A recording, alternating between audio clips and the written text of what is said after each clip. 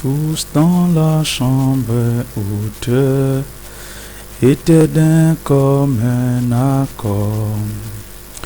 Quand le Saint-Esprit descendit, compromis par le Seigneur.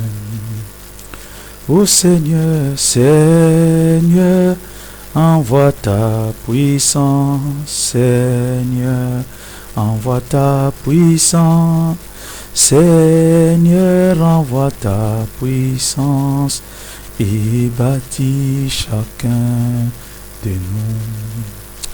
Que Dieu bénisse. Ce soir, nous commençons le chapitre 12 du livre de l'Apocalypse. Donc avant de commencer ce chapitre 12 du livre de l'Apocalypse, je vais prendre la question qu'un frère a posée dans le groupe de l'église ce soir et j'ai dû, donc je vais essayer de revoir cette question.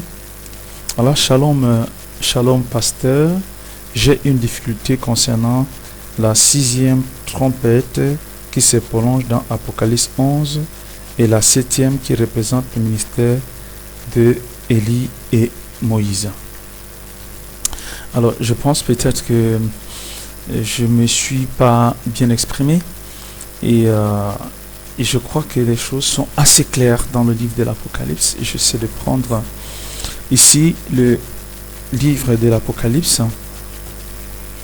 pour essayer de voir ces choses. Nous avons vu que dans l'Apocalypse, le chapitre 6, c'est le début des sceaux, et on a vu que le 6e sceau s'arrêtait au chapitre 6, il y avait l'interruption, et ensuite au chapitre 8 venait le 7e sceau. Ensuite, nous avons dit que les trompettes commençaient au chapitre 8, donc après le 7e sceau, et cette trompette continuait jusqu'à la 6e trompette. La 6e trompette s'est arrêtée avant l'introduction d'Apocalypse chapitre 10. Et après, nous avons la 7e trompette. Je pense qu'il faut que nous fassions la différence entre les sceaux, les trompettes. Et pour moi, les sceaux, ce sont des mystères.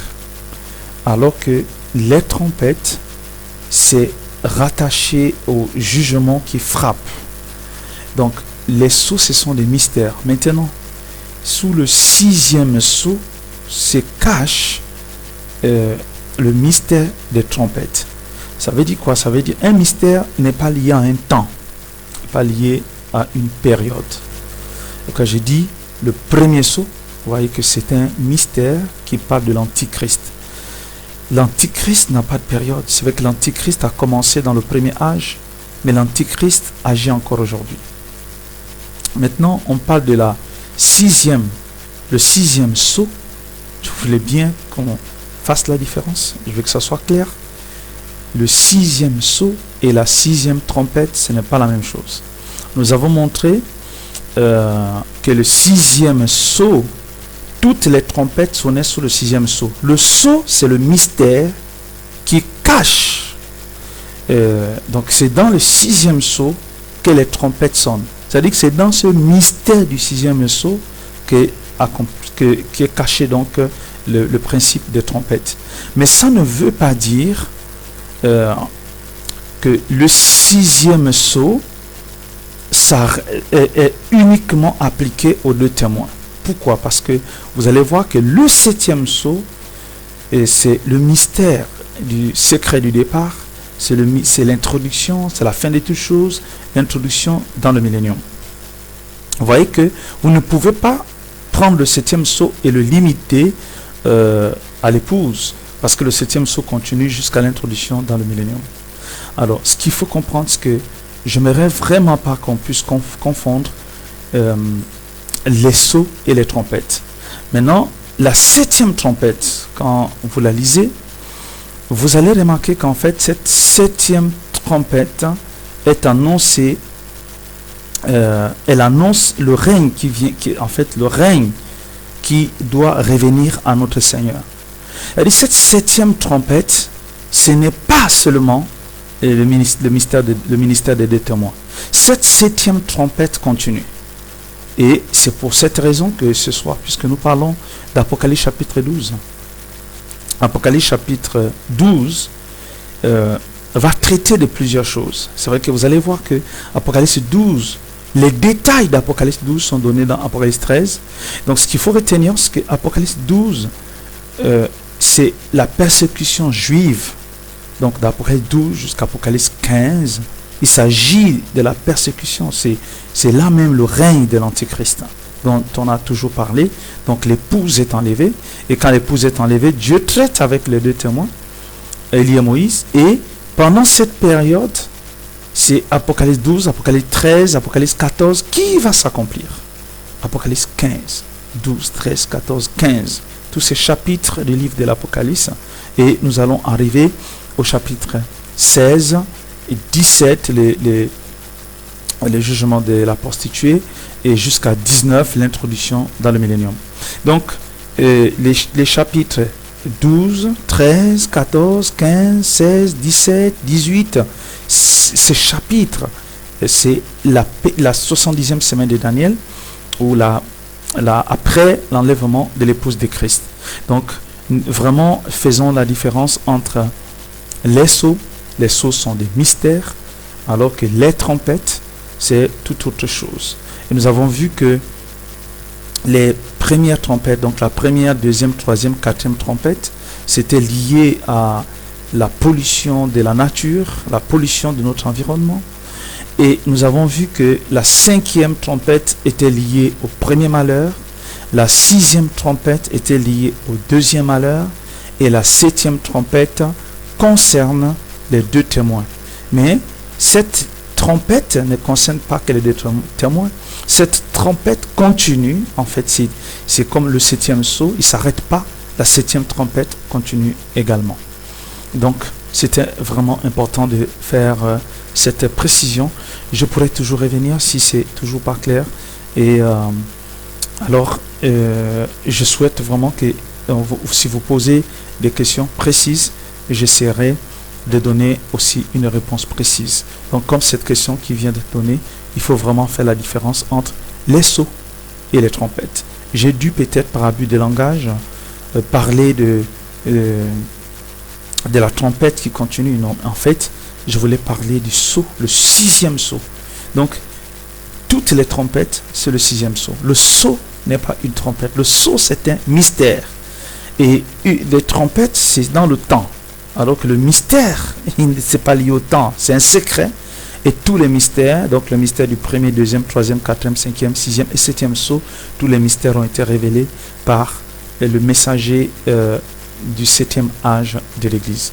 Donc maintenant, nous allons partir sur le 12e chapitre de l'Apocalypse. Et tout de suite, nous allons commencer à lire le verset 1. Apocalypse chapitre 12, à partir du premier verset. Un grand signe parut dans le ciel, une femme enveloppée du soleil, la lune sous ses pieds et une couronne de 12 étoiles sur sa tête. Elle était enceinte et elle criait étant en travail et dans les douleurs de l'enfantement. Alors, nous allons comprendre une chose intéressante. Je pense que le 12e chapitre du livre de l'Apocalypse peut nous éclairer sur la notion des sceaux et la notion des trompettes. En fait, le fait que ces choses ne sont pas liées à une période, parce que un chapitre de l'Apocalypse, un événement, un mystère ne concerne pas qu'une période précise. Vous voyez, Apocalypse chapitre 12, on va le voir tout à l'heure, vous allez voir que Apocalypse 12 a une application de la guerre céleste entre Michael et Lucifer. Ça a une application avec la naissance du Seigneur Jésus-Christ. Ça a une application avec la persécution juive après l'enlèvement de l'Église. Donc un seul chapitre, mais qui parle de plusieurs événements. Alors c'est important de comprendre cela et heureusement Malachie 4 est là pour nous éclairer ces choses. Dans la prédication, les 10 vierges prêchées le 12 décembre 1960 au paragraphe 53, Frère Branham nous dit, il dit, mais d'abord le dragon rouge Ouais, excusez-moi. Ok. Ok, on va le prendre ici. Très bien. Il dit, mais d'abord le dragon rouge s'éteignait devant cette femme. Mais d'abord le dragon rouge s'éteignait devant cette femme. Désolé. Dès que cette femme mettait au monde cet enfant, il dévorerait cet enfant aussitôt qu'il viendrait au monde. Il se tenait donc devant l'église israélite, la femme Israël, pour dévorer son enfant Jésus dès qu'il naîtrait. C'est quand même un peu, ça semble un peu incompréhensible. Comment l'épouse est enlevée, on va nous parler d'Israël qui va naître Jésus, qui va donner naissance à Jésus. Et comment ça a un rapport avec l'épouse? C'est exactement la parole de Dieu n'est pas limitée à une période. Donc, un chapitre peut décrire des événements antérieurs et des événements actuels et des événements futurs. Un mystère peut rassembler des événements passés, des événements présents et des événements futurs. Donc quand on aborde un chapitre, le message clé concerne une période, mais il y a des éléments qui sont rattachés à une période antérieure. Nous savons qu'Apocalypse chapitre 12 nous parle d'Israël après l'enlèvement de l'Église. Je vais vous prendre un exemple simple. Si je veux par exemple raconter l'histoire du Gabon, et je vais parler du Gabon aujourd'hui, je peux dire, vous savez, le Gabon, pendant les indépendances, en 1960, avec le père de l'indépendance, Léon Mba. Je vais parler d'aujourd'hui, mais je peux commencer par son histoire, commencer par les indépendances et venir. Donc je peux parler des choses qui est passé, et parce que c'est une introduction, et revenir et parler maintenant des problèmes du moment. Et c'est un peu ce livre de l'Apocalypse. Des fois, il aborde des choses antérieures. Et c'est exactement ce qui est en train de se passer ici. Le bonhomme dit, mais d'abord, le dragon rouge s'éteignait devant cette femme. Et nous avons lu ici un grand signe parut dans le ciel, une femme enveloppée du soleil, la lune sous ses pieds et une couronne de 12 étoiles sur sa tête. Elle était enceinte et elle criait étant en travail et dans les douleurs de l'enfantement. Et ici, le prophète nous dit, mais d'abord le dragon rouge s'éteignait devant cette femme. Dès que cette femme mettrait au monde cet enfant, il dévorerait cet enfant aussitôt qu'il viendrait au monde.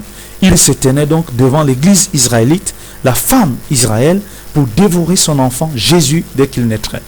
Et le prophète, dans les questions et réponses, parce que je préfère vraiment donner ces deux déclarations de Frère Branham, celle avant l'ouverture des sceaux et après l'ouverture des sceaux, parce que Frère Branham a donné beaucoup de déclarations. Il dit que cette femme d'Apocalypse chapitre 12 représente l'église. Il dit c'est pas l'épouse, mais c'est l'église. À un moment donné, il dit c'est une vierge. Il dit parce que pour la comparer avec la femme d'Apocalypse 17 qui est une prostituée. Et après, à un moment donné, Frère Branham a été un peu plus précis dans ses déclarations. Et c'est pourquoi ici dans les questions et réponses numéro 4, parce que cette question était revenue plusieurs fois à Frère Branham, j'ai noté ceci, paragraphe 25, le chapitre 12 de l'Apocalypse ne concerne pas l'épouse. Le chapitre 12 de l'Apocalypse, je ne l'ai pas consulté, mais je le connais. C'est la femme qui se tient dans le soleil avec la lune sous ses pieds. La lune représentait la loi, la femme représentait Israël. L'église et les 12 étoiles sur son front étaient ses 12 apôtres, ces 12 âges de l'église, et ainsi de suite, qui viennent de passer. Voyez-vous? Et elle avait le soleil à sa tête. Et en fait, vous voyez, la lune est une ombre du soleil. En fait, la loi était une ombre de bonnes choses à venir. Et cette femme, c'est Israël et non l'épouse. Maintenant, je ne m'attarderai pas trop là-dessus, car je dois en finir avec ces questions. Et cette femme, c'est Israël et non l'épouse. Donc, le prophète est assez clair. Il dit que cette femme, et dont il est question ici dans le livre, le 12e chapitre du livre de l'Apocalypse, cette femme, c'est Israël. Alors, il y a quand même certains versets dans la Bible qui peuvent nous le prouver. Et à avant cela, Frère Branham nous dit dans l'expectative, au paragraphe 31, il dit, et juste comme Apocalypse 12, là la femme apparaît avec la lune sous ses pieds, la loi et le soleil à sa tête, l'évangile, et 12 étoiles, les 12 apôtres et tout. Donc Frère Branham essaie d'expliquer un peu des années durant, les symboles, la lune, la loi, ainsi de suite. Alors pour revenir à cette femme, pour montrer que cette femme représente vraiment Israël, Genèse chapitre 37, verset 9, ici c'est une vision que Joseph avait eu, un songe. Il y eut encore un autre songe et il le raconta à ses frères. Il dit, j'ai eu encore un songe et voici le soleil, la lune et 11 étoiles se prosternèrent devant moi. Donc, dans ce chapitre 37 du livre de la Genèse, nous comprenons bien que le soleil, la lune et les étoiles, c'est la nation d'Israël, parce que le soleil, la lune représentaient le père et la mère, et les 11 étoiles représentaient les frères de Joseph, et Joseph lui-même était la 12e étoile. Donc, depuis la Genèse, le soleil, la lune et les étoiles, c'est le type de la nation d'Israël. Et nous pouvons aussi voir que Israël aussi est comparé à une femme. Dans Ésaïe chapitre 54, le verset 1, il est dit, « Régis-toi stérile, toi qui n'enfantes plus, fais éclater ton allégresse et ta joie, toi qui n'as plus de douleur, car les fils de la délaissée seront plus nombreux que les fils de celle qui est mariée, dit l'Éternel. » Donc, celle qui est mariée, ici, c'est Israël qui est la femme de Jéhovah. Et il dit, réjouis-toi stérile, parce que, vous savez, Israël est passé par de grandes persécutions, et la Bible dit, réjouis-toi stérile, toi qui n'enfantes plus. Hein, je reviens, suivez bien le texte. Réjouis-toi stérile, donc toi qui n'enfantes plus, fais éclater ton allégresse et ta joie, toi qui n'as plus de douleur, car les fils de la délaissée, donc les fils des nations seront plus nombreux que les fils de celle qui est mariée, dit l'Éternel. Celle qui est mariée, c'est la femme juive, l'église juive. Vous voyez que durant la dispensation de l'église, beaucoup de gens sont sauvés, beaucoup de gens ont donné leur vie au Seigneur. Alors, nous continuons ici dans le chapitre verset 3, la Bible dit, un autre signe parut, nous sommes dans Apocalypse 12, un autre signe parut encore dans le ciel, et voici, c'était un grand dragon rouge, ayant 7 têtes et 10 cornes, et sur cette tête 7 diadèmes. Sa queue entraînait le tiers des étoiles du ciel, et les jetait sur la terre. Le dragon s'étint devant la femme qui allait enfanter, afin de dévorer son enfant lorsqu'elle aurait enfanté. Donc nous voyons que un dragon, on nous parle ici d'un dragon, on a parlé d'abord de la femme, ensuite on nous parle du dragon, et on donne même la couleur de ce dragon, c'est un dragon rouge. Et je crois dans les versets un peu plus bas, on décrit ce dragon, on dit qui est ce dragon. Je crois que c'est au verset 9, il est dit, et il fut précipité, le grand dragon, le serpent ancien, appelé le diable et Satan. C'est lui qui séduit toute la terre. Il fut précipité sur la terre et ses anges furent précipités avec lui. Donc vous voyez que le dragon, ici, c'est bien le diable et Satan. C'est bien précisé ici, au verset 9. On dit, et il fut précipité le grand dragon, le serpent ancien appelé le diable et Satan. Et vous voyez que c'était un grand dragon rouge. Ici, on donne un peu la couleur de ce dragon. Il avait 7 têtes et 10 cornes. Et la Bible, c'est très intéressant. Sa queue, il a une queue qui entraîne le tiers des étoiles du ciel et les jetait sur la terre. Et la Bible dit, dans Jean 8, verset 44, vous avez pour père le diable. Et vous voyez, et vous voulez accomplir les désirs de votre père. Il a été meurtrier dès le commencement. Donc, le rouge, couleur de sang, un assassin, le diable, appelé le diable et Satan, c'est lui qui séduit toute la terre, donc le séducteur de toute la terre. Apocalypse chapitre 17, verset 3, il dit, et il me transporta en esprit dans un désert, et je vis une femme assise sur une bête écarlate, pleine de noms de blasphème, ayant 7 têtes et 10 cornes. Vous voyez, vous allez voir qu'on va toujours, c'est pourquoi je disais tantôt que d'Apocalypse chapitre 11 et jusqu'à Apocalypse chapitre 18, on parle ici de la période de la tribulation. Dans cette période, en fait, il est parlé de la grande prostituée, il est parlé de la bête, il est parlé de toutes ces choses. Et on a donné des descriptions. Vous allez voir que un chapitre peut donner les détails. Par exemple, le chapitre 13 va donner les détails, certains détails, le chapitre suivant au fur et à mesure. Alors ici, nous avons des détails dans le chapitre 17, le verset 3, me transportant en esprit dans un désert, et je vis une femme assise sur une bête écarlate, pleine de noms de blasphème, ayant 7 têtes et 10 cornes. Je voulais en fait ici montrer qu'on a la même description en fait de ce que nous venons de lire ici. Dans le verset 3 d'Apocalypse 12, un autre signe apparut encore dans le ciel, et voici c'était un grand dragon rouge ayant 7 têtes et 10 cornes. Donc toujours 7 têtes et 10 cornes. Donc c'est pourquoi je suis venu ici dans Apocalypse chapitre 17 verset 3 pour voir qu'il y a toujours il y a une femme assise. Donc c'est la même puissance en fait. Il me transporta en esprit dans un désert, et je vis une femme assise sur une bête écarlate, pleine de noms de blasphème, ayant 7 têtes et 10 cornes. Et nous savons que la bête représente une puissance. Et verset 9, il dit, c'est ici l'intelligence qui a de la sagesse. Les 7 têtes sont 7 montagnes sur lesquelles la femme est assise. Donc les 7 têtes sont 7 montagnes.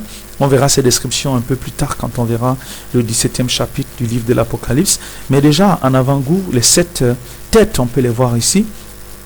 Dans la ville de Rome, où se trouve le Vatican, nous avons 7 montagnes. La montagne de Quirinal, Viminal, Capitole, Esquilin, Palatin, Caelus et Aventin. Donc nous avons 1, 2, 3, 4, 5, 6, 7 montagnes à Rome. Donc la Bible est tellement précise. Il n'y a pas de confusion. Il n'y a pas... Donc les descriptions de ces choses, le Seigneur a tellement bien, a donné tellement de précisions sur ces choses qu'aujourd'hui nous n'avons pas de confusion. Les choses sont tellement claires pour nous. Alors nous allons continuer ici dans Apocalypse chapitre 12, le verset 5, là, il dit, elle enfanta un fils qui doit paître toutes les nations avec une verge de fer, et son enfant fut enlevé vers Dieu et vers son trône. Donc la nation d'Israël, parce qu'Apocalypse chapitre 12 parle d'Israël, et c'est Israël qui a donné, c'est d'Israël qui est né le Messie, donc le Fils, et ce Fils qui est né on dit qu'il doit paître toutes les nations avec une verge de fer. Et c'est lui qui doit donc hériter du trône de David. Parce que vous voyez, la promesse qui avait été donnée à Marie au sujet de cet enfant, il dit cet enfant héritera le trône de David, son père. Donc nous comprenons, et ici la Bible dit, et la femme s'enfuit dans le désert où elle avait un lieu préparé par Dieu, afin qu'il fût nourri pendant 1260 jours. L'Apocalypse, c'est tellement... On parle ici d'un lieu désert. Donc, l'Apocalypse, c'est un livre de symboles. Vous voyez qu'à un moment donné, après la naissance du Messie, on voulait tuer le Messie, et il a été caché à un moment donné. Et après, on dit qu'il a été enlevé. Elle enfanta un fils qui doit paître toutes les nations avec une verge de fer, et son enfant fut enlevé vers Dieu et vers son trône. Quand le Seigneur est mort, il est ressuscité, il est allé à la droite du Père. Et la femme s'enfuit dans le désert, elle avait un lieu préparé par Dieu afin qu'elle fût nourrie pendant 1260 jours. Et 1260 jours, c'est un chiffre qui nous parle. Nous allons y revenir tout à l'heure. Un chiffre qui nous parle de 1260 jours. On peut comprendre cela si on considère Israël en tant que nation qui a été persécutée, et finalement l'enfant qui est né est parti au ciel vers le trône. Israël se trouve dans le désert. Donc en fait Israël est dispersé dans le monde, ils n'ont plus leur temple, ils n'ont plus rien. C'est une application.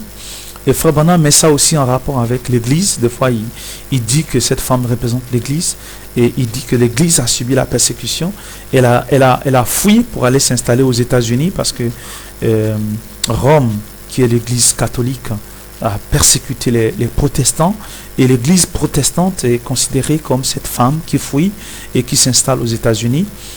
Et donc, on peut voir plusieurs symboles comme ça dans ce grand chapitre du livre, le chapitre 12 du livre de l'Apocalypse. Mais maintenant, c'est en fait le fait des 1260 jours, ceci est très intéressant. Et la femme s'enfuit dans le désert où elle avait un lieu préparé par Dieu afin qu'elle y fût nourrie pendant 1260 jours. Et 1260 jours divisé par 30, ça fait 42 mois. 42 mois divisé par 12, parce qu'on a 12 mois dans l'année, ça fait 3 ans et demi, 3,5. Donc nous comprenons que ces chiffres, et cette femme, elle est nourrie pendant 1260 jours, ça veut dire pendant 3 ans et demi. Et donc ce sont les 3 ans et demi où l'église juive va recevoir les 2 témoins liés à Moïse, et parce qu'on dit elle est nourrie. Donc elle est nourrie pendant 1260 jours. Oh, que Dieu soit loué pour cela. Alors nous continuons ici, nous voyons au verset 7, la Bible dit, « Et il y eut guerre dans le ciel. Michel et ses anges combattirent contre le dragon, et le dragon et ses anges combattirent. Mais ils ne furent pas les plus forts, et leur place ne fut plus trouvée dans le ciel. Et il fut précipité, le grand dragon, le serpent ancien, appelé le diable et Satan, celui qui séduit toute la terre, il fut précipité sur la terre et ses anges furent précipités avec lui. » Voyons que après 12 est en train de nous montrer comment le dragon est précipité sur la terre. Et la guerre entre Michael et les anges, Michael et Lucifer, ce n'est pas une guerre qui va commencer ou qui est future, mais c'est une guerre qui existe depuis. Et cette guerre aussi, c'est la guerre que nous avons à l'intérieur de nous, parce que nous sommes aussi nous-mêmes la terre, et le bien et le mal combattent. Et si nous sommes sous l'influence de la parole, vous allez voir que nous serons vainqueurs. Et donc, cette guerre n'a pas commencé aujourd'hui. Et quand nous lisons dans le livre d'Ésaïe, dans le livre d'Ézéchiel, on parle de l'astre qui a été précipité sur la terre. Donc toutes ces choses sont des choses réelles, et c'est pourquoi, par exemple, quand le Seigneur Jésus était sur la terre, vous remarquez que il voulait séduire le Seigneur. Satan est venu et il a tenté notre Seigneur, et le Seigneur l'a vaincu par la parole. Et quand il va tenter le Seigneur, il va dire quelque chose. Il lui dit, si tu te prosternes devant moi, si tu m'adores, je te donnerai les royaumes. Or, pourquoi il propose les royaumes au Seigneur? Parce qu'il en a l'autorité, c'est lui qui règne. Et Jésus ne voulait pas prendre un cadeau empoisonné. Il a dit, il devait payer de son propre sang pour récupérer ce monde qui est sous l'influence du diable. Alors, mes amis, nous voyons ici, verset 10, il dit, « Et j'entendis dans le ciel une voix forte qui disait, maintenant, le salut est arrivé, la puissance et le règne de notre Dieu, et l'autorité de son Christ, car il a été précipité, l'accusateur de nos frères, c'est lui qui les accusait devant notre Dieu jour et nuit. Ils l'ont vaincu à cause du sang de l'agneau et à cause de la parole de leur témoignage, et ils n'ont pas aimé leur vie jusqu'à craindre la mort. » Vous voyez que ici, on parle des gens qui n'ont pas aimé.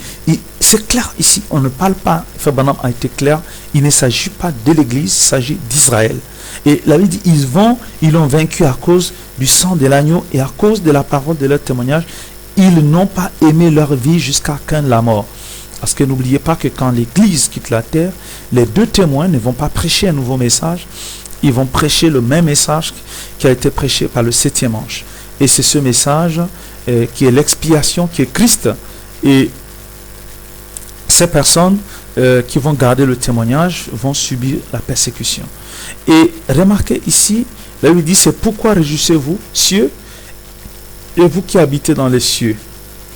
Voilà, réjouissez-vous, cieux, et vous qui habitez dans les cieux. Malheur à la terre et à la mer, car le diable est descendu vers vous, animé d'une grande colère, sachant qu'il a peu de temps.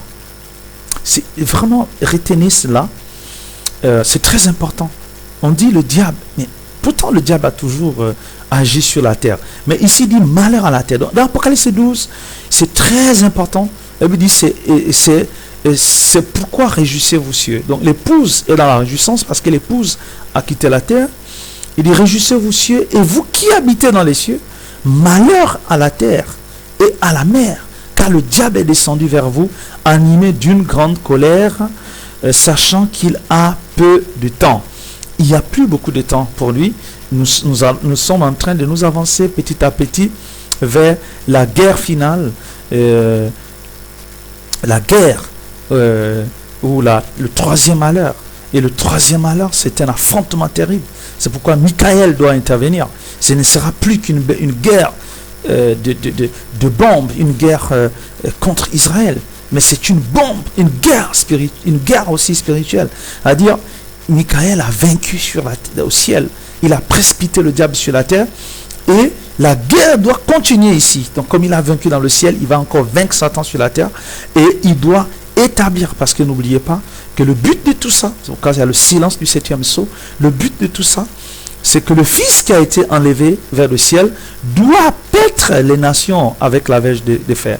Il va amener son règne sur la terre. Mais avant que son règne sur la terre, il faut que l'ennemi soit rendu inefficace. Il faut que l'ennemi soit vaincu, que l'ennemi soit anéanti. Et c'est ce qu'il est en train de faire, anéantir son ennemi. Et c'est pourquoi, premièrement, on dit l'ennemi est précipité sur la terre, ce que nous sommes en train de voir maintenant. Malheur à la terre et à la mer, car le diable est descendu vers vous, animé d'une grande colère, sachant qu'il a peu de temps. Il n'a plus assez de temps. Et les derniers versets, donc de 13 à 17, il dit, quand le dragon vit qu'il avait été précipité sur la terre, il poursuivit la femme qui avait enfanté l'enfant mâle. Donc il poursuivit cette église juive. Et les 2 ailes du grand aigle furent données à la femme afin qu'elle s'envolât au désert vers son lieu où elle est nourrie un temps des temps et la moitié d'un temps loin de la face du serpent. Un temps des temps, la moitié d'un temps, c'est encore 3 ans et demi. Et de sa bouche, le serpent lança de l'eau comme un fleuve derrière la femme afin de l'entraîner par le fleuve. Et cette eau qui est jetée, le prophète dit, c'est la persécution. Et la Bible dit, et la terre secourut la femme, et la terre ouvrit sa bouche et engloutit le fleuve que le dragon avait lancé de sa bouche. Et la Bible dit, et le dragon fut irrité contre la femme, et il s'en alla faire la guerre au reste de sa postérité, à ceux qui gardent les commandements de Dieu et qui ont le témoignage de Jésus. Vous voyez, nous sommes là dans une période de persécution, une période où le règne, on parle vraiment là, c'est plus des choses que vous pouvez supposer. Là, le diable est sur la terre et la Bible dit clairement que malheur à la terre. C'est ce que nous avons lu tout à l'heure. Et la Bible dit, malheur à la terre et à la mer, car le diable est descendu vers vous, animé d'une grande colère, sachant qu'il a peu de temps. Animé d'une grande colère parce qu'il a peu de temps. Alors, venons ici un peu à quelques déclarations de Frère Branham pour essayer d'éclairer notre esprit. Question et réponse sur les Hébreux. Il dit, avez-vous remarqué cela maintenant? Cela ne signifie pas que Satan a une longue queue avec laquelle il aurait lié les gens. Mais il s'agit des propos qu'il avait tenus et qui avaient entraîné le tir de ces étoiles. Ces étoiles étaient la sémence d'Abraham. Satan entraînait la sémence d'Abraham. Il les a donc avec ses propos. Voyez. Donc, mes amis, c'est la queue. Il dit qu'il descend, il entraîne les étoiles avec sa queue. Nous devons savoir que la parole, les propos sataniques peuvent entraîner les étoiles, peuvent entraîner. N'oubliez pas, au temps de Noé, la Bible dit que les fils de Dieu virent que les filles des hommes étaient belles. Et ces fils de Dieu, ils sont morts. C'était des fils de Dieu. Mais les fils de Noé ont été sauvés. Gloire à Dieu pour cela. Mais donc, Satan a sa queue. Et la queue de Satan qui entraîne, selon Frère Branham, selon l'interprétation du prophète de Dieu William Branham, il dit Satan a une longue queue avec laquelle il aurait les gens. Il dit qu'il n'a pas une longue queue, mais il s'agit des propos qu'il avait tenus et qui avaient entraîné. Parce que c'est un séducteur, Satan, c'est un séducteur. Sa queue, ce sont ses propos. Le diable sait manipuler la parole. Il n'a pas pu entraîner Jésus parce qu'il est le soleil de la justice. Et il ne pouvait pas l'entraîner. Il pouvait dire, il est écrit. Le Seigneur répliquait, il est aussi écrit. Chaque fois que Satan nous dit, il est écrit, nous répondons, il est aussi écrit. Merci Seigneur. Donc nous voyons ici donc sa longue queue, c'est des propos. Et Frère Branham, dans le 4e sceau, et ça c'est très intéressant maintenant, il dit, le paragraphe 164 et 165, maintenant prenons Apocalypse 12, lisons donc un petit peu ici, parce que nous en aurons le temps. Et lisons dans Apocalypse au chapitre 12, le verset 13. À cette heure-là, il y eut un grand tremblement de terre. Non, je n'ai pas pris le verset qu'il fallait. Le 13e verset. Quand le dragon vit qu'il avait été précipité sur la terre, il persécuta la femme qui avait enfanté l'enfant mâle. Maintenant, vous voyez, il a été précipité sur la terre et il s'incarne. Oh, merci Seigneur pour faire voilà. Il a été précipité sur la terre et il s'incarne. Il dit, maintenant, vous voyez, il a été précipité sur la terre, il s'incarne. Alors que l'esprit antichrist s'incarne dans un homme, cet homme se transforme d'une chose à une autre.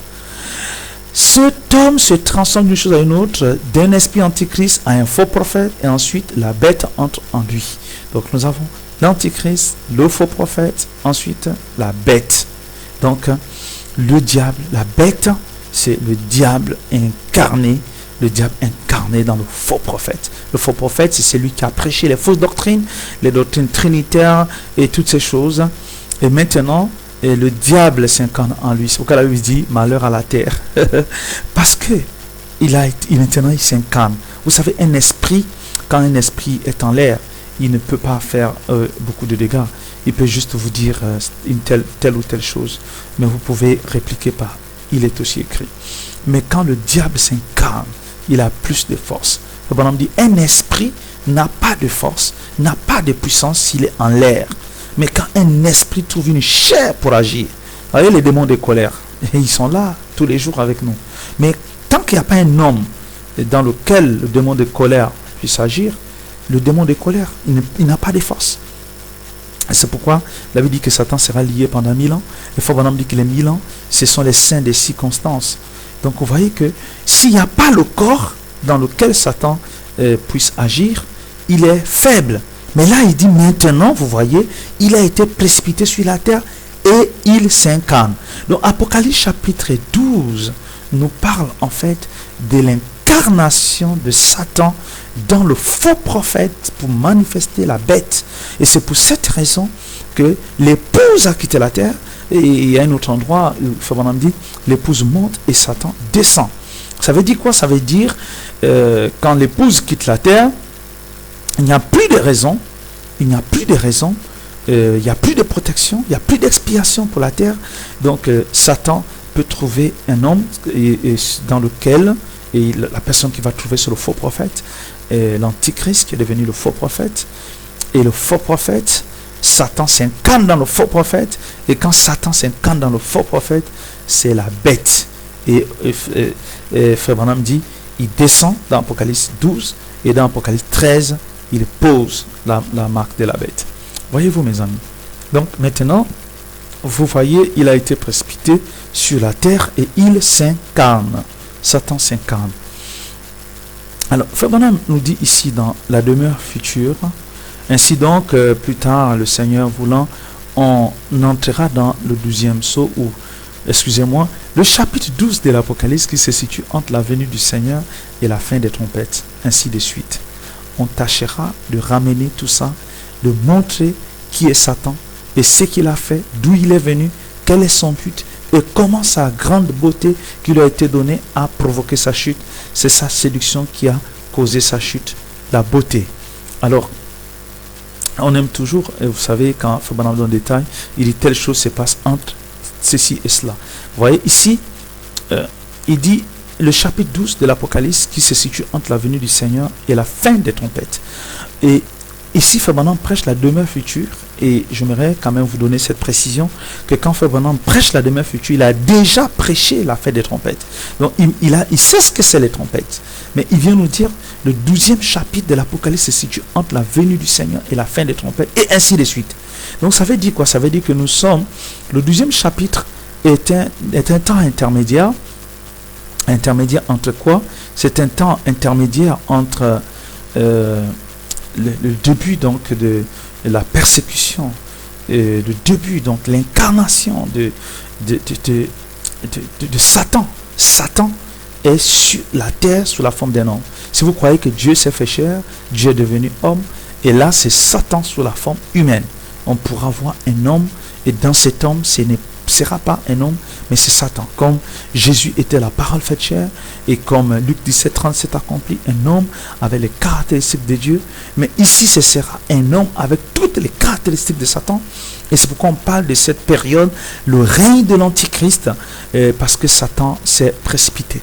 Et durant cette période d'Apocalypse chapitre 12, c'est vraiment Israël qui va subir toutes les persécutions. Et heureusement qu'ils vont recevoir d'abord les 2 témoins, Élie et Moïse. Et vous allez voir qu'une partie, seulement 144 000, vont accepter la prédication d'Élie et Moïse. Mais le reste des Juifs vont rester dans les traditions. Mais malgré ça, le diable va les persécuter, Satan va les persécuter. Même ceux qui vont rester dans les traditions juives. À un moment donné, Frère Branham dit que même les Juifs entreront dans le Conseil mondial des églises. Ils n'auront pas de choix à un moment donné. Alors, mes frères et sœurs, pourquoi arriver à ce temps alors que aujourd'hui nous pouvons mettre nos vies en ordre et nous attendre au Seigneur pour ne pas subir toutes ces choses? Parce que Jésus est mort sur la croix pour que l'épouse de Christ ne puisse plus subir ces choses. Je vous dis shalom, que Dieu vous bénisse, que la paix soit dans vos maisons et Dieu vous comble et qu'il vous comble réellement. Amen, amen.